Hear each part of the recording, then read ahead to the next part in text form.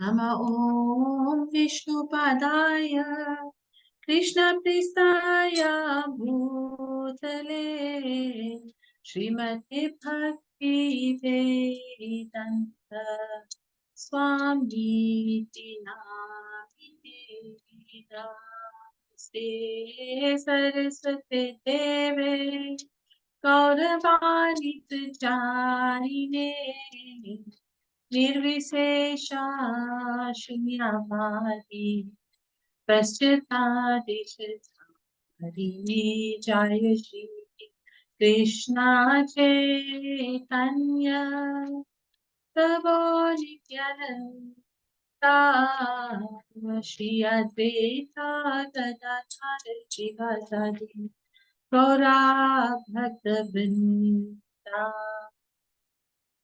Hare Krishna, Krishna Krishna, Hare Hare, Hare Rama, Rama Rama, Hare Hare. Jaya Radha, Radha Radha, Radha Radhe. Jaya Radha, Krishna Radha, Krishna Radhe. Jaya Jaya Prabhupada, Prabhupada, Prabhupada, Jaya Jaya Prabhupada. Jagat Gurudev Maharaj Srila Prabhupada Ki Jai, Prabhupada Srimad Bhagavad Gita Ki Jai. We'll do the opening prayer of Bhagavad Gita, and then we'll do the two past tense that we didn't finish on Karthik, and we'll read one or two slokas after that. So let's go to introduction. Opening prayer.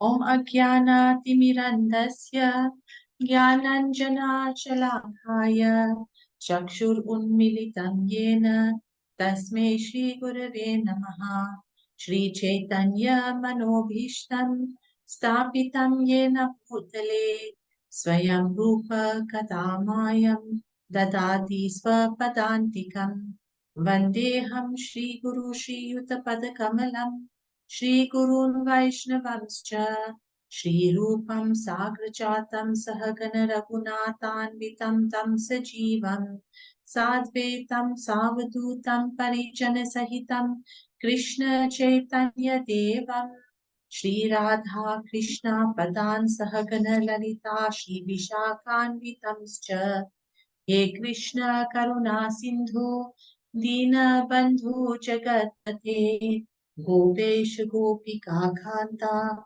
Radha Kanta Namostute Tapt Kanchana Gaurangi Radhe Vrinda Vrindeshwari Rishabhanu Sute Devi Pranamami Hari Priye Vanchakalpat Arubhyascha Kripasindubhya Evacha Patitanam Pavanebhyo Vaishnavebhyo Namo Namaha Shri Krishna Chaitanya Prabhu Nityananda Shri Advaita Gadadhar Shri Vasadi Gaur Bhakta Vrinda Hare Krishna Krishna Krishna Hare Hare Hare Rama Rama Rama Hare Hare Om Namo Bhagavate Vasudevaya Om Namo Bhagavate Vasudevaya Om Namo Bhagavate Vasudevaya Grantara Srimad Bhagavad Gita Ki Jai. Shalina Mataji, please read the prayer out. Hare Krishna. I was born in the darkest ignorance, and my spiritual master opened my eyes with the torch of knowledge. I offer my respectful obeisances unto him. When will Srila Rupa Goswami Prabhupada, who has established within this material world the mission to fulfill the desire of Lord Chaitanya, give me shelter under his lotus feet? I offer my respectful obeisances unto the lotus feet of my spiritual master and unto the feet of all Vaishnavas.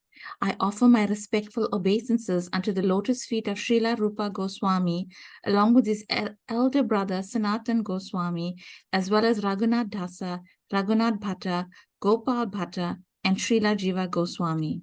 I offer my respectful obeisances to Lord Krishna Chaitanya and Lord Nityananda, along with Advaita Acharya, Gadadhara, Srivasa, and other associates.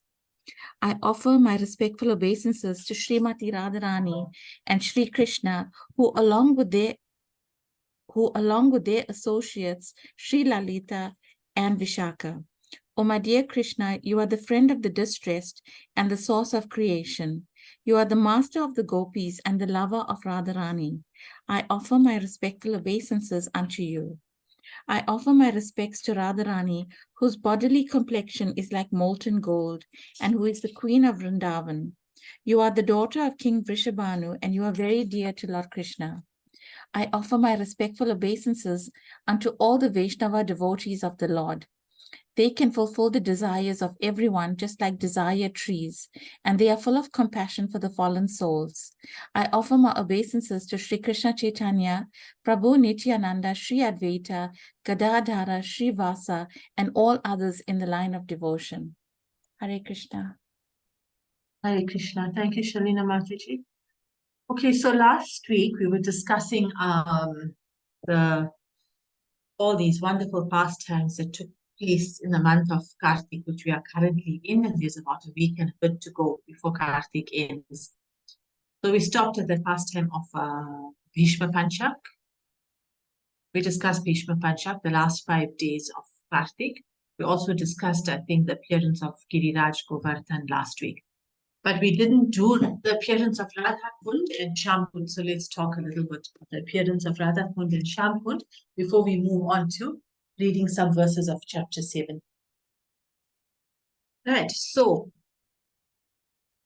Radha Kund and Shamkund are two very sacred places in Vrindavan.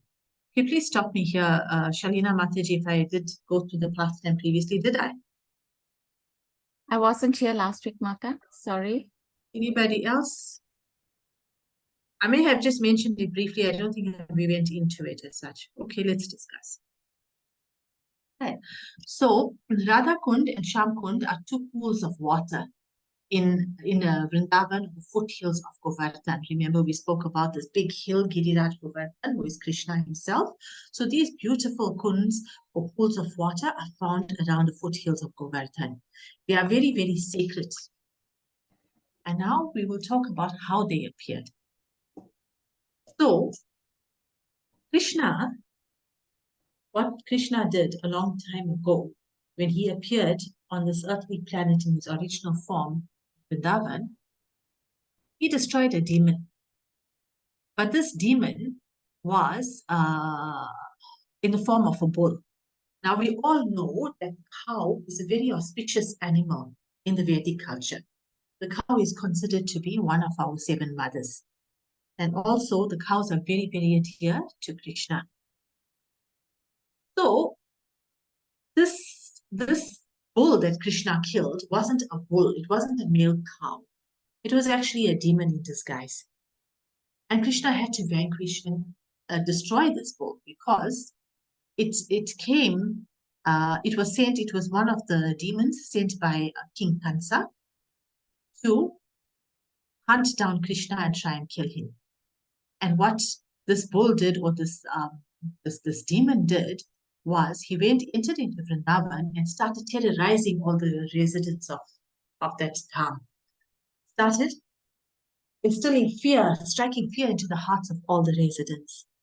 Now, remember, the residents of Vrindavan are all devotees of Krishna. So Krishna is not going to tolerate such injustice done to his devotees, firstly. Apart from the fact that demons are destructive and need to be killed. So anyway, Krishna goes to the spot where this demon is busy terrorizing all the residents. And Krishna enters into this big, huge wrestling sort of match with this demon. Eventually, Krishna holds this demon by its tail, swirls him around and kills him. Right? So after that was done, Krishna and the Gopas went and sat under a tree, and Krishna was just resting, and the Gopas, the male friends, were busy fanning him and praising Krishna for having killed this demon.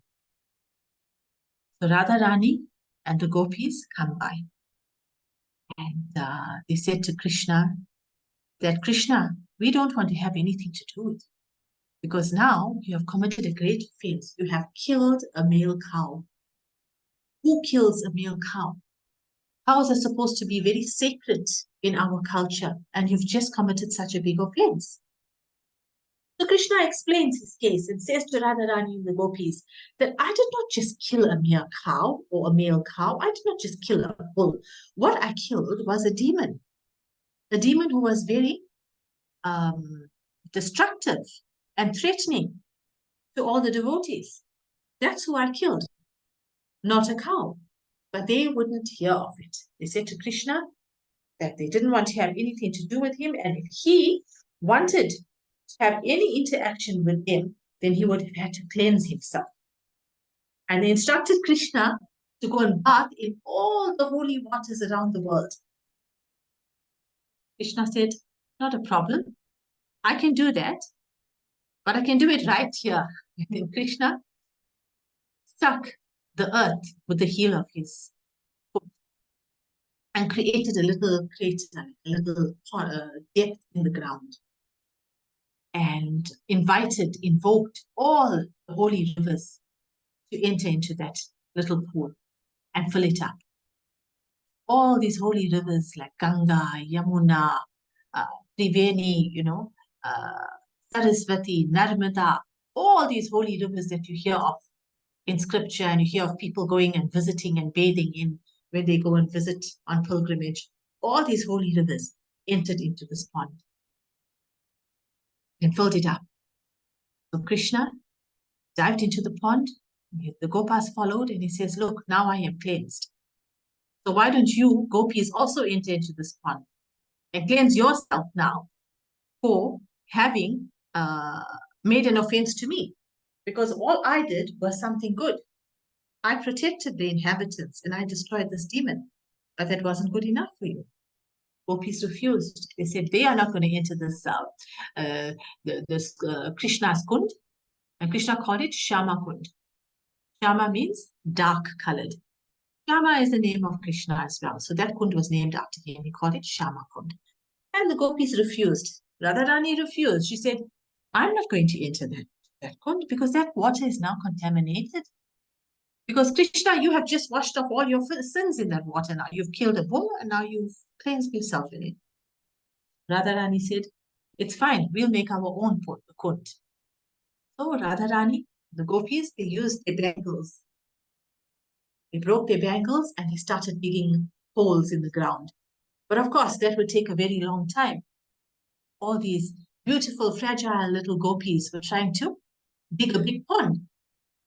In any event, they managed to dig a bit of a hole in the ground, and they formed a big chain.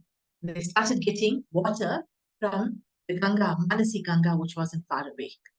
And they passed pots of water from one gopi to the other and eventually into that kund to fill it up. Krishna felt sorry for Radharani and the gopis. And by his divine intervention, the holy waters, all the holy rivers, understood the Lord's heart. And they went and they pleaded to Radharani, and they said to Radharani, please, Radharani, allow us to serve you. Allow us to fill up your beautiful pond. Radharani accepted. And like that, all the holy waters entered into Radha. So Radha Kund and Sham Kund were side by side with a little sort of bank separating the two rivers. And Radharani and the gopis entered into the pond, but Krishna said, oh Radharani, your pond is so beautiful. It is even more beautiful than mine. And from now onwards, anybody who bathes in your pond would surely achieve very great results. They will definitely accelerate in their spiritual life.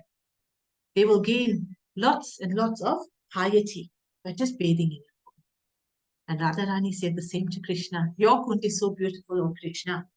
And should anybody bathe in your kund, they will be most fortunate. And then the water from the both kunds sort of mixed. And Radharani and the gopis entered into Sham Kund, and the Gopas entered into Radha Kund. And Krishna declared it again and there that Radharani's Kund will be his favorite spot in creation. And to this day, that Radha Kund is very, very auspicious point of destination of pilgrimage. So anybody who goes to Vrindavan will know this, especially in the month of Kartik. Lots of pilgrims go to Radha Kund and Sham Kund, and they bathe in Radha Kund at midnight, right, before the appearance of the two kunds. Now I'm going to share my screen, and I just want to show you some pictures of Radha Kund and Sham Kund for those of you who haven't seen pictures of the kunds before. Give me one moment here. Right, there we go. Can you see? There's Sham Kund on one side and Radha Kund on the other side, and there's a little bridge separating those two, the two kunds. And these little temples around it, little buildings here, Radha Kund and Sham Kund. So let's go to another slide. There's a clearer picture here. So pilgrims flock to Radha Kund and Sham Kund just to get the good fortune and the blessings of the divine couple. And Srila Prabhupada has warned us not to dive in the pool and use it for our own pleasures and sense gratification, because this is very holy water. So when we go as devotees on pilgrimage, what we do is we just go on to see these little steps here on the side. We sit there and take some water from the kund and just sprinkle it over our heads. Actually, we try not to even enter the water anywhere, so our entire bodies in water, because Sham Kund and Radha Kund are so sacred that you don't want to actually put your feet in. So you just take some water and sprinkle it on your head. That's the appearance of Radha Kund and Sham Kund. And when Lord Chaitanya came to this planet 500 years ago, then Lord Chaitanya rediscovered these two kunds for us. When the Lord went to Vrindavan, he rediscovered all these pastime places for us. And he asked some of the residents there about where this dark-colored pond is and this light-colored pond, and nobody could understand what he was talking about. And they directed him in one direction. They said that there is a little bit of water at some point, that has just appeared there on its own. So when Lord Chaitanya went there, he actually fainted in ecstasy, because he realized that that was no other than Radha Kund and Sham Kund. The water just springs from the earth naturally in both those spots. Right, so that's the appearance of Radha Kund and Sham Kund. So Krishna says that in creation, Vrindavan is the most sacred place and most deity. And of Vrindavan, Giriraj Govardhan or Govardhan Hill is even more sacred. And even more sacred than Govardhan and more dear than Govardhan Hill to Krishna is Radha Kund. Such is the nature of Radha Kund. Right? So if anybody gets a chance at any point in time to go visit Vrindavan, please make sure that you go and visit Radha Kund and Sham Kund. Actually go to Govardhan Parvat, go to Govardhan Hill, you can do parikram there. And all these pastimes that we spoke about in the past few weeks, a lot of them have taken place around the foothills of Govardhan. So go to Vrindavan, go to Govardhan, you can visit all these beautiful places. You'll get much mercy from worshipping and just visiting these places. Right. You got any comments or realizations to share on that? Anybody been to Radha Kund and Shyam Kund chat group? Before we start our reading of our verses. Anybody been there yet? Dasavati Mataji, you? No, Mataji, I haven't been to that place. You haven't? Okay. No. But, yeah, if anybody gets a chance to go to India, go to Vrindavan and go to Govardhan Hill. Take a tour guide from the temple. You can book someone to take you along, and they will take you to all these places and explain what happened in which place, all the different pastimes. They will physically show you. And there's evidence there of all these pastimes that we discuss having happened. There's evidence. And I know I've seen for myself. Place where Krishna stood on the rock and played his flute. And this rock actually melted. There's a footprint of Krishna there. Nobody can just go and print a footprint on a rock. Lots of beautiful places, and the place where Indra, we spoke about Indra last week. It came, the topic came up in our Bhagavad Gita class last week, about 2 or 3 weeks ago, when we spoke about demigods that also got bewildered and still get bewildered by the nature of Krishna and by the supremacy of Krishna. Then we spoke about Indra, the king of heaven. Remember? And the Govardhan Puja, how Krishna held Govardhan Hill on his little finger and protected the inhabitants of Vrindavan from the fierce storms that were sent down by Indra. Well, that place where Indra did Abhishek, went to pray to Krishna and beg for forgiveness, where the Surabhi cow did Abhishek to Krishna, in other words, offered milk, bathed Krishna with her milk. That place is also there around Govardhan. You can see some of the rocks are whitish at this one place where Krishna used to throw curd, buttermilk, and break the gopis' pots, asking for taxes. That's on the way to Barsana. That's the birthplace of, or appearance place of Srimati Radharani. So the rocks, they are actually whitish. It looks like it's been stained with milk, curds. So yeah, all of this is there. It's real. It's not just a pastime. You may have heard the terminology itihas. Itihas is like a story. Not just a story. It's factual. All right. So let's go on to Bhagavad Gita. Right. We were on chapter 7. We only went up to 3 verses. And we opened chapter 7. Krishna opened chapter 7, rather, with having concluded chapter 6 by describing the different types of yoga.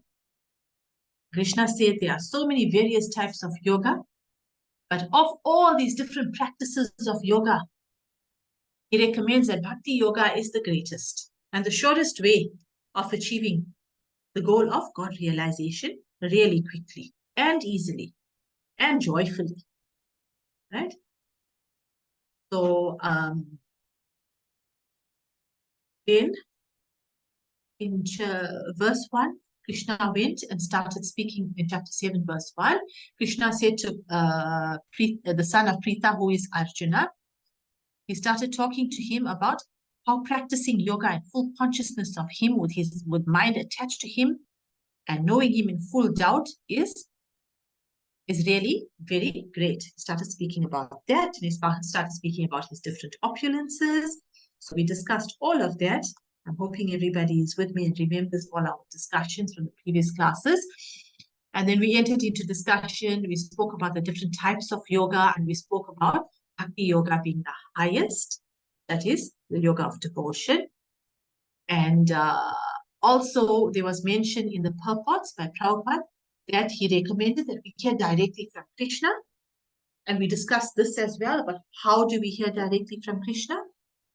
We went into good discussion on that, and we said that we hear directly from Krishna by hearing from his representatives, from spiritual masters, and from reading Srila Prabhupada's book, from reading the purports of what we are reading right now from Bhagavad Gita as it is.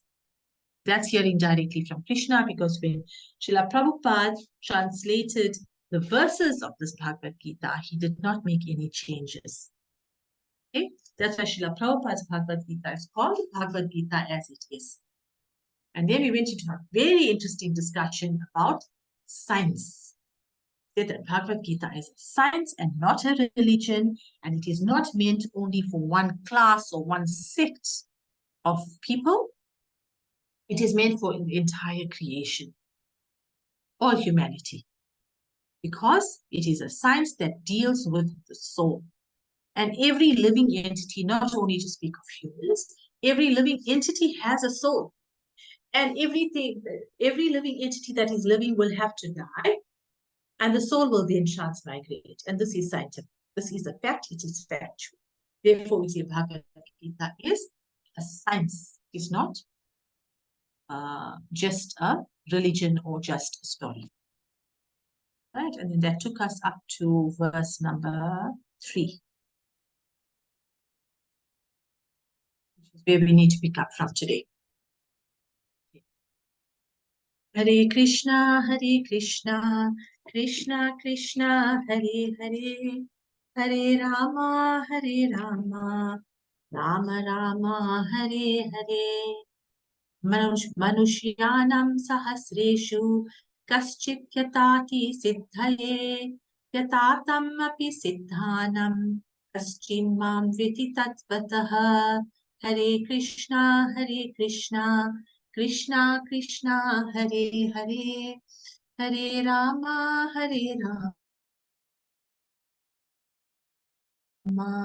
Rama Rama, Hare Hare. Right. Krishna is saying here, out of many thousands among men, one may endeavor for perfection. And of those who have achieved perfection, hardly one knows me in truth. How difficult it is to know Krishna. How difficult it is to know God. Because he is saying here, there are so many people, thousands of men, and everybody is endeavoring for perfection. And then of that lot, let's sift out those who achieve perfection. Even from those who achieve perfection, hardly any of those people even know God in truth. Let's hear what Prabhupada has to say on this verse in Srila Prabhupada's purport. There are various grades of men, and out of many thousands, one may be sufficiently interested in transcendental realization to try to know what is the self, what is the body, and what is the absolute truth. Generally, mankind is simply engaged in the animal propensities, namely eating, sleeping, defending, and mating, and hardly anyone is interested in transcendental knowledge. The first 6 chapters of Gita are meant for those interested in transcendental knowledge, in understanding the self, the super self, and the process of realization by Jnana Yoga, and discriminating of the self from matter. However, Krishna can be known only by persons who are interested in Krishna consciousness. Other transcendentalists may achieve impersonal Brahman realization, for it is easier than understanding Krishna.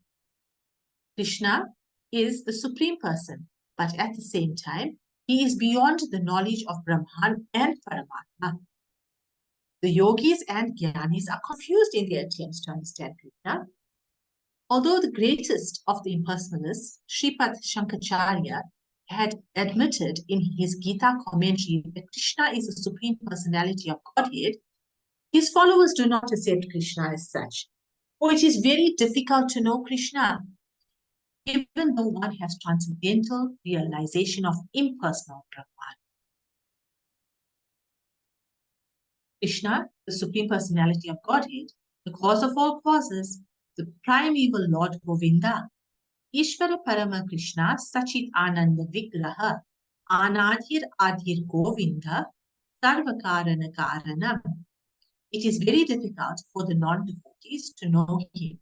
Although non-devotees declare that the path of bhakti or devotional service is very easy, they cannot practice it. If the path of bhakti is so easy as the non-devotee class of men proclaim, then why don't they take up? Then why do they take up the difficult path? Actually, path of bhakti is not easy. The so-called path of bhakti practiced by unauthorized persons without knowledge of bhakti may be easy, but when it is practiced factually according to rules and regulations, the speculative scholars and philosophers fall away from the path. Srila Rupa Goswami writes in his Bhakti Rasamrita Sindhu 1.2.1, Shruti Smriti Puranadi Pancharata Vidim Vina Aikanti ki Hare Bhaktir Upatayeva Kalpate.